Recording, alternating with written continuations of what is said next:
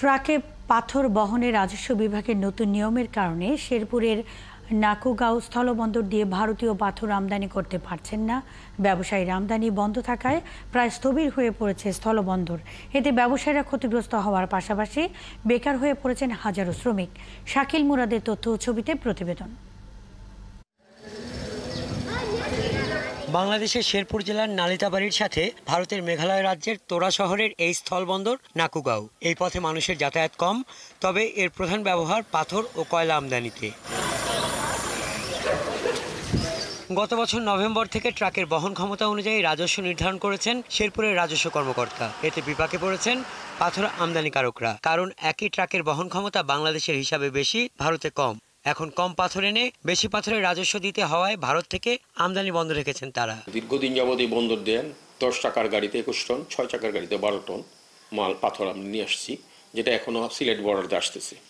কিন্তু বর্তমান এসি সাহেব ইনি হঠাৎ করে কয়েক মাস আগে আমাদের বললেন যে না 10 টাকার গাড়িতে আপনাদের 28 টন লিখে নিয়ে আসতে হবে, 6 চাকার গাড়িতে 18 টন লিখে নিতে হবে।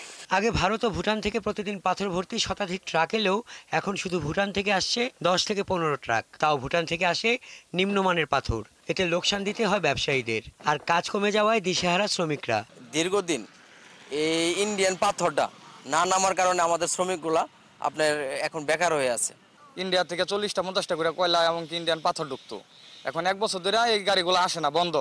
এই বন্ধ হওয়ার কারণে আমরা অনেক ফ্যামিলি নিয়ে অনেক অনাহারে দিন যাপন করতেছি, কি অনেক কষ্টের ভিতরে আছি। বিভিন্ন বর্ডার দিয়ে একই সিস্টেমে পণ্য ঢুকে, কিন্তু আমাদের এখানে পাথরটা কাস্টম ঢুকতে দেয় না। আমাদের এখানে লেবার থেকে শুরু করে মালিক পক্ষ সবাই খুব আর্থিক সংকটের ভিতরে আছে। ইভেন সরকার যে একটা রাজস্ব পেত এখান থেকে, এই রাজস্ব থেকে কিন্তু সরকার বঞ্চিত হচ্ছে। অবশ্য নতুন নিয়ম মানতে একটি ট্রাকে বাড়তি পণ্য আনার নির্দেশনা দেওয়ার কথা অস্বীকার করেন রাজস্ব কর্মকর্তা। তার দাবি, সড়কের নাজেহাল অবস্থার কারণেই ভারতীয় পাথর আমদানি বন্ধ হয়ে গেছে।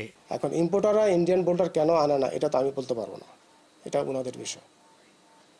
আর ওনারা যে অভিযোগগুলো করছে যে ওনারা ওই অন্যান্য মাল আনতে যায়, এলসিতে যেগুলা লিস্টেড আছে সব মালই তারা আনতে পারবে, যে পরিমাণ মাল আসবে সেই পরিমাণে অ্যাসেসমেন্ট হবে। 2021-22 অর্থ বছরে নাকুগাঁও স্থলবন্দর থেকে রাজস্ব আদায় হয়েছে প্রায় 7.5 কোটি টাকা, অথচ সদ্য সমাপ্ত 2023-24 অর্থ বছরে রাজস্ব আদায় হয়েছে মাত্র 71 লাখ টাকা। হাসান আহমেদ, 71।